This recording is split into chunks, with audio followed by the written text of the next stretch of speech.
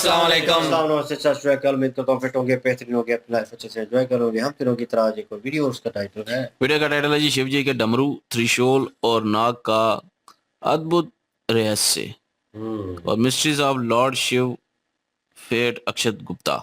और अभी जो है वो इनकी वीडियो देखते हैं और अभी वो बाद में देंगे। मेरा नाम है राणा मुदली, मेरे साथ हैं Mohammad Sameer Khokhar, Malik Saqlain Iqbal so guys. Start. भगवान भगवान भगवान भगवान, पर क्या है भगवान? कौन है भगवान? भगवान की परिभाषा क्या होती? अग्निदेव, वायुदेव, जलदेव, इन सब देवों का देव कौन है? नासा ने ये पाया है कि ब्रह्मांड की जो आवाज है, the sound of Galaxy, the sound of universe, वो असल में ओम है। शिव जी के हाथ में डमरू क्या दर्शाता है और हमको क्या समझाने की कोशिश करता है? शिव जी जब तांडव करते हैं और उनका तीसरा नेत्र खुलता है और प्रलय आता है, सब कुछ खत्म हो जाता है। शेषनाग कौन है? जिन पे विष्णु, तीन भगवानों में से एक विष्णु जिन पे विराजमान है, वह है शेषनाग।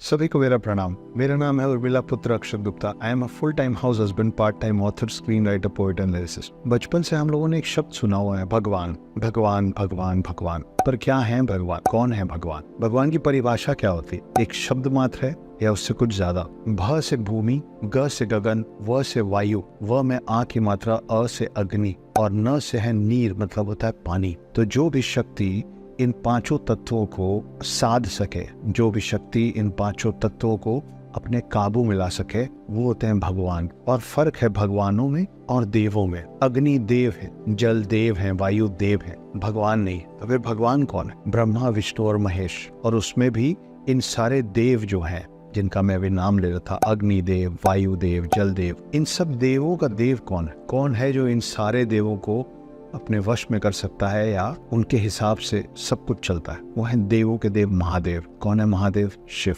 आज हम शिव जी से जुड़ी कुछ बातें करेंगे। शिव जी के बारे में आपको कुछ बातें बताऊंगा, उनसे जुड़ी चीजों के बारे में आपको कुछ बातें बताऊंगा। जो चीज वो धारण करते हैं, वो क्यों करते हैं, उनके डमरू का औचित्य क्या है, वो वासुकी जो उनके साथ हमेशा उनके गले में होता है, कौन है वो, और कौन है शिव। इन सारी चीजों पे हम अभी बात करने वाले हैं। तो सबसे पहले बात करते हैं शिव जी के डमरू की। डमरू का शेप पता है? बो जैसा होता है। अगर आप उसको खड़े तौर पे रखेंगे तो डमरू का शेप होता है ये और फिर ये। क्यों है ये शेप और क्या औचित्य है इस डमरू का? क्या समझाने की कोशिश है शिव के हाथ में डमरू के माध्यम से? हर वो चीज जो शुरू होती है उसका अंत होता है, लेकिन कुछ ऐसी चीजें हैं जो शुरू तो होती है मगर उसका कोई अंत नहीं होता। वो है शिव, जिनकी ना कोई शुरुआत है, जिनका ना कोई प्रारंभ है, ना जिनका कोई अंत है। और जो डमरू है, जब वो खड़े तौर पे रखा होता है तो आप देखिए ऊपर ज्यादा होता है, नीचे आते आते खत्म हो जाता है, मगर वो अंत नहीं है उसका। वो खत्म होने के बाद फिर शुरू होता है और फिर नीचे तक जाता है। ये जो लगातार चीज चलती रहती है, जैसे कि हमारी धड़कन लयबद्ध है, यूं ही नहीं है। धड़कन में एक लय है, वो लय है वो डमरू की आवाज। हर वो चीज जिसमें जीवन है वो प्रतीक है उस डमरू का। तो हर वो चीज जो शुरू होती है वो खत्म होती है, मगर ये वो चीज है जो खत्म होके नीचे फिर शुरू हो जाती है। तो शुरू होके खत्म होना और खत्म होके शुरू होना, ये जो लगातार निरंतर ना खत्म करने वाली प्रक्रिया है, वो दर्शाता है शिव जी के हाथ का वो डमरू। इसलिए ऐसे बजता है। तो एक बार इधर से बजता है, फिर एक बार इधर से बजता है। क्यों? क्योंकि सृष्टि शुरू होती है, फिर खत्म होती है, फिर शुरू होती है, फिर खत्म होती है। डमरू को अब आप सीधे के तौर पे मोड़ के रखिए, जैसा आमतौर पे शिव जी के हाथ में होता है। मेरी उंगलियों को देखिए और ये प्रतीक है 4 युगों का, सतयुग, त्रेता युग, द्वापर युग, कल युग और वापस सतयुग। ये जो शेप बना है डमरू का, अगर आप पन्ने पे इसी शेप पे बहुत तेजी से पेन या पेंसिल चलाते जाएंगे तो आपको पता भी नहीं चलेगा कि कब ये शेप पेन से साइड में कॉर्नर होने की जगह सर्कुलर हो जाएगा। तो आप इसको लगातार जब चलाते रहेंगे तो आपको पता भी नहीं चलेगा कि कब ये बन जाएगा इन्फिनिटी। क्या होता है इन्फिनिटी? जिसका ना कोई प्रारंभ है ना कोई अंत है, जो कभी खत्म नहीं होता है, वो होता है इन्फिनिटी। डमरू भी वैसे ही इन्फिनिटी। तो ये 2 प्रतीक हैं, ये 2 औचित्य है कि शिव जी के हाथ में डमरू क्या दर्शाता है और हमको क्या समझाने की कोशिश करता है। डमरू ऊर्जा और ब्रह्मांड का भी प्रतीक है। जैसे कोई भी ऊर्जा पहले कहीं से ऊपर उठती है और उसके बाद फिर वापस ढह जाती, वैसे ही डमरू का शेप है। जैसे ब्रह्मांड लगातार फैल रहा है, डमरू के शेप पे भी आप देखिए ऊपर चौड़ा है, मतलब ऊर्जा ऊपर उठी, मगर ये जब ऊर्जा नीचे जाती है तो वो ढह के खत्म नहीं होती, वो नीचे से फिर फैलना शुरू करती है, जैसे कि ब्रह्मांड। जिसके लिए माना जाता है कि ब्रह्मांड लगातार फैलता ही जा रहा है। तो डमरू वैसे ही है कि आप ये समझ लीजिए कि बीच में एक शून्य है और दोनों तरफ ब्रह्मांड फैल रहा है। तो ये भी डमरू को देखने का एक नया तरीका हो सकता है। अब आ जाते हैं सर्प पे। शिव जी का सर्प वासुकी। पुराणों में जो सर्प शिव जी के गले में धारण किया हुआ दिखाया गया है, वो सर्पों के राजा हैं जिनका नाम है वासुकी। कौन है वासुकी और क्या कर रहे हैं वो शिव के गले में, उस पे कुछ बातें करते हैं। तो जैसा कि मैंने आप लोगों को बताया कि वासुकी जो हैं वो सर्पों के राजा हैं और शेषनाग के भाई भी।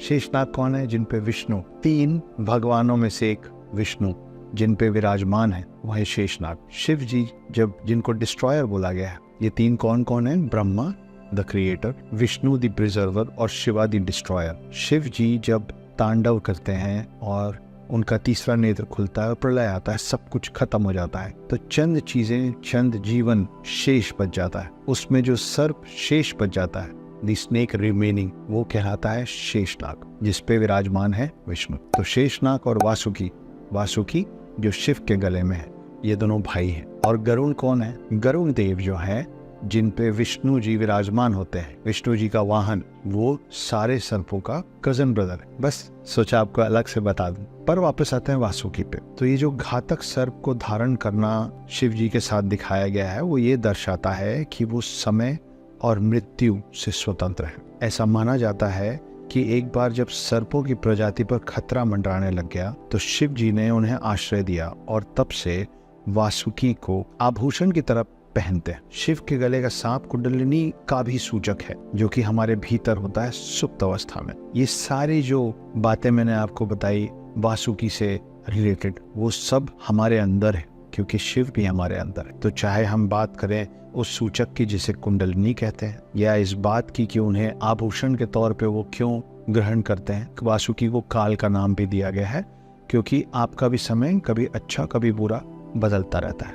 जैसा भी हो, चलते रहिए। भगवान शिव का जो त्रिशूल है वो अपने आप में भी ब्रह्मा, विष्णु और महेश तीनों को दर्शाता है। क्यों कह रहा हूँ ऐसे, क्या मतलब हुआ इसका? ये जो त्रिशूल के 3 कांटे होते हैं, पहला है ब्रह्मा। क्यों? ब्रह्मांड बनाने वाले ब्रह्मा के मुंह से जो पहला शब्द निकला था वो था ओम। और अब नासा ने ये पाया है कि ब्रह्मांड की जो आवाज है, the sound of Galaxy, the sound of universe, वो असल में ओम है। तो ब्रह्मा ये माना जाता है कि उत्पन्न हुए हैं विष्णु जी से ही। और फिर आते हैं विष्णु, पालक, सृजनकर्ता, जो पूरी पृथ्वी को चला रहे हैं। विष्णु जी भी शिव जी के त्रिशूल में एक कांटे का प्रतीक है, क्योंकि विष्णु जी के होने की वजह से ही ये पूरी पृथ्वी चल रही है। और ये पृथ्वी तब तक चल रही है जब तक त्रिशूल का तीसरा कांटा अपना काम न करे।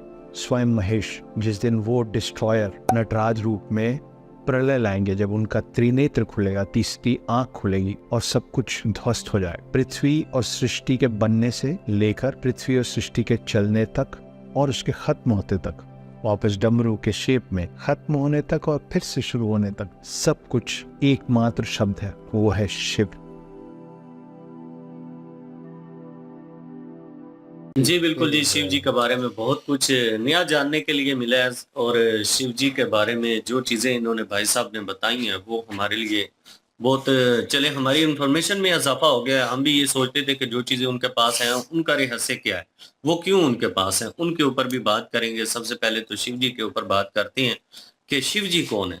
शिव जी हैं जी देवों के देव, महादेव। उनको इसलिए कहा जाता है कि जितने भी देवता हैं, जो अग्नि देव है, उनका जितना भी कार्य करता है वो अग्नि के हवाले से है। उसके बाद जल देव है, वो पानी का सारा कार्यकर्ता जितना भी है वो संभालते हैं। वायु देव है, जितने भी चीजें हैं उनके ऊपर एक एक देव है। लेकिन उन सब देवों के देव कौन है जो इन सारे देवताओं को होल्ड करते हैं? 5 तत्वों के बाद जो देव आते हैं वो शिवाजी आते हैं, महादेव जिनको कहा जाता है, वो सारे देवों को होल्ड कर सकते हैं। तो उसके बाद विष्णु जी क्रिएटर बताए गए हैं, और विष्णु जी जो है वो धरती का पालन ब्रह्मा करते जी हैं। क्रिएटर। हाँ, ब्रह्मा जी क्रिएटर है, सॉरी। और उसके बाद जो शिव जी हैं, इनका काम है अंत करना, किसी चीज का एंड करना। तो जब इनकी तीसरी आंख खुलेगी तो बता रहे हैं भाई साहब कि सब कुछ विनाश हो जाएगा। और तीसरी आंख उनकी उसी टाइम खुलेगी जब वो बहुत ज्यादा क्रोधित हो जाएंगे। जब कोई भी चीज वो कह लें कि धर्म हद से ज्यादा शायद क्रॉस हो जाएगा, धर्म बहुत ज्यादा हो जाएगा, फिर उनकी तीसरी आंख खुलेगी। और जो चीजें उनके पास है डमरू, उसके हवाले से भी इन्होंने एक रहस्य बताया कि डमरू का मकसद क्या है। डमरू देखें जी, उसकी शेप इस तरह की बनी हुई है। शिव जी ने वो डमरू इसलिए रखा हुआ है कि बताने के लिए कि ये एक मेरे हाथ में पूरी धरती है और ये शुरू होती है, खत्म होती है, फिर शुरू होती है, फिर खत्म होती है। इसी तरह से एक जो सिलसिला है इसका चल रहा है। उसके बाद जो नाग हैं उनके गले में, वो जितने भी नाग हैं उन सब नागों के राजा हैं, उनका नाम वासुकी है। और वो ये भी बड़ी मजे की बात हमें जानने के लिए मिली कि वो जो शीशनाग, जो कालिया नाग जिसको कहा जाता था, जिसको पराजय किया था कृष्णा जी ने, तो विष्णु जी उनके ऊपर विराजमान है और उस नाग के ये भाई हैं वासुकी जो हैं, तो ये इनके गले में है। उसके बाद त्रिशूल के बारे में जो रहस्य बताया गया है, वो ये बताया गया है कि त्रिशूल के 3 कांटे हैं और उन तीनों कांटों का मकसद क्या है, उन तीनों कांटों का मीनिंग ये है कि वो एक तो कांटा ब्रह्मा जी से जुड़ा हुआ है, दूसरा कांटा विष्णु जी का, और तीसरा जो कांटा है वो मतलब ये है कि शिव जी। त्रिशूल रखने का उनका मकसद ये है कि ये हम तीनों की वजह से जितनी भी धरती है वो चल रही है। बिल्कुल जी, और यही डिटेल थी। और डमरू के बारे में क्योंकि हम देख रहे हैं देवों के देव महादेव, तो हमारे लिए जानना ज़रूरी था, क्योंकि हम जब भी देखते हैं तो उनके पास त्रिशूल होता है, उसके बाद उनके गले में जो है वो सांप होता है एक, और तीसरा जो है उनके पास डमरू होता है। तो उनका क्या मकसद है पीछे, ये एक किस्म का हमारे लिए तो ज़ाहिर है हमें नहीं पता था पहले, और हमारे लिए जानने के लिए ये सबसे ज़्यादा ज़रूरी था। और क्योंकि ये सवाल तो आ सकता है ना कि ये डमरू का क्या मकसद है, ये त्रिशूल का क्या मकसद है, उसके बाद ये सांप का क्या मकसद है, क्यों है ये। तो वो सारी जानकारी जो है वो हमें अक्षत गुप्ता जी ने दी है, और बड़े अच्छे तरीके से समझाया है, बड़े अच्छे तरीके से जो है बताया, डमरू का बताया, उनके इन्फिनिटी जो एक साइन बनता है उसका जो है वो इसके साथ अलग है कि ना ख़त्म होने वाली चीज़ जो होती है। तो उसका मतलब जो है वो डमरू के साथ जो है वो निस्बत एक किस्म की जुड़ती है। तो डमरू जो है उसका जो उन्होंने एंगल भी चेंज करके उन्होंने कहा ऐसे पकड़े जैसे पकड़ा होता है शिव जी ने, वैसे अगर देखा जाए तो वैसे 4 युग हैं। वो उन्होंने कहा कि 4 युग जब ऐसे ऐसे ऐसे फिर वापस आएंगे पहले युग पे, तो वो इन्फिनिटी फिर साइन बनेगा।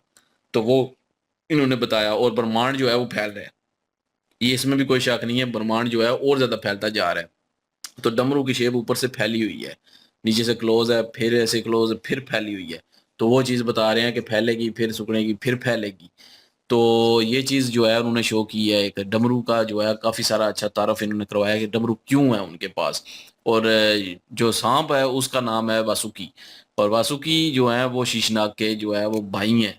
तो उन्होंने उनकी प्रजाति को जो है वो शरण दी थी और उनको बचाया था, और एक गहने के तौर पे जो है उन्होंने अपने गले में उसको लपेट लिया था अपना शिव जी ने। तो ये चीज़ भी हमें पता चली कि क्यों, मतलब उनके जो जो सांप है उनके गले में क्यों होता है।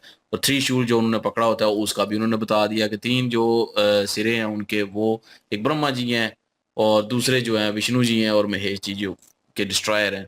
तो उस हिसाब से जो है वो महादेव जी ने वो त्रिशूल भी पकड़ा होता है। तो ये चीज़ें जो है अभी हमें जानकारी मिली है, क्योंकि ये चीज़ें हेल्प करती हैं आगे। क्योंकि हम सीरीज़ देख रहे हैं देवों के देव महादेव, और उसमें काफ़ी सारी जो है वो ये चीज़ें हमें जानकारी मुहैया करेंगी। हमें पता होगा कि ये किस मकसद से हैं, क्यों हैं, इसके पीछे बैकग्राउंड क्या है। तो काफ़ी अच्छी जो है वो वीडियो थी एक। बिल्कुल जी, और ज़बरदस्त वीडियो थी, इंफॉर्मेशन वाली वीडियो थी, नो डाउट। वही बात है कि इंफॉर्मेशन मिली है, क्योंकि वो लगता था मुझे क्योंकि वो कथक और वो जिस डांस फॉर्म की बात कर रहे हैं, क्या था, रुतील था, क्या था वो जो हुँ। शिव जी करते हैं, वो डांस स्टेप जो है, वो अ, उनका एक नाम है, वो हाँ, नाम है भी सीरीज नाम में है बिल्कुल। मेंशन किया गया है। और सॉरी अबाउट दैट, लेकिन अभी वो याद नहीं आ रहा, और कथक से मिलता जुलता है इसलिए वो मेंशन कर रहा हूँ। वो जो उन्होंने वो जो डमरू पकड़ा होता है, वो कहीं न कहीं मुझे फ़ील होता था कि क्योंकि वो म्यूज़िकल इंस्ट्रूमेंट में भी वो चीज़ जो है वो यूज़ होती है अक्सर, ठीक है? और शिव जी के हाथ में क्यों है? क्योंकि इनका मीनिंग तो है ऑलरेडी, लेकिन इनका मीनिंग प्रॉपर वे में हमें पता नहीं था कि डीप डाउन के इनकी बिहाइंड स्टोरी जो है वो क्या है। तो अभी इस वीडियो के थ्रू देखने पे ये हमें मालूम हुआ है कि इन 3 चीज़ों का अर्थ क्या है, बेसिक स्टोरीज़ क्या है पीछे। तो हमें अभी पूरा एक करैक्टर का कह लें कि भगवान का पूरा करैक्टर का वो पता चला है कि इनका क्या मकसद है इन चीज़ों का। कुछ ड्रामे में 1-2 सीन भी आए हैं जिसमें उन्होंने त्रिशूल जो है वो साथ नहीं लेके गए और विदाउट उसके चले गए हैं। तो वो रहस्य भी था चीज़ों को लेकर, क्योंकि वीडियो अभी देख रहे हैं तो उसमें पता चल रहा है कि वो किस चीज़ का प्रतीक है। और वो जो सांप है वो किस चीज़ का प्रतीक है, और ये चीज़ें पता चल रही हैं। उन्होंने कहा कि सारे भगवानों के ऊपर होल्ड करते हैं, अगर ये बिगड़ जाएं या कुछ करें तो ये कुछ भी होल्ड देवता कर जी देवता देवों के ऊपर, तो मतलब कि वो कुछ भी कर सकते हैं, और अगर वो क्रोधित हो जाए और वो होल्ड कर ले तो वो चेंज कर सकते हैं कुछ भी। तो इसलिए वो भी चीज़ जो है बीच में हमें पता चली। तो बहरहाल देवों के देव कर रहे हैं महादेव जो है, तो उससे रिलेटेड ही वीडियो ये अली भाई निकाल के लेके आए हैं, और डिटेल मिली जी, इंफॉर्मेशन मिली नो डाउट। और जो देवों के देव महादेव है वो हम लेके आएंगे, कहीं नहीं जा रहे। नेक्स्ट वही आएगी अब। तो नेक्स्ट जो है वो वेट कीजिएगा प्लीज़, और लाइक शेयर सब्सक्राइब कर दीजिएगा। इंशाल्लाह मिलते हैं नेक्स्ट वीडियो में, अपना ख्याल रखिएगा, वो भी याद रखिएगा, तब तक के लिए अल्लाह हाफिज, पीस।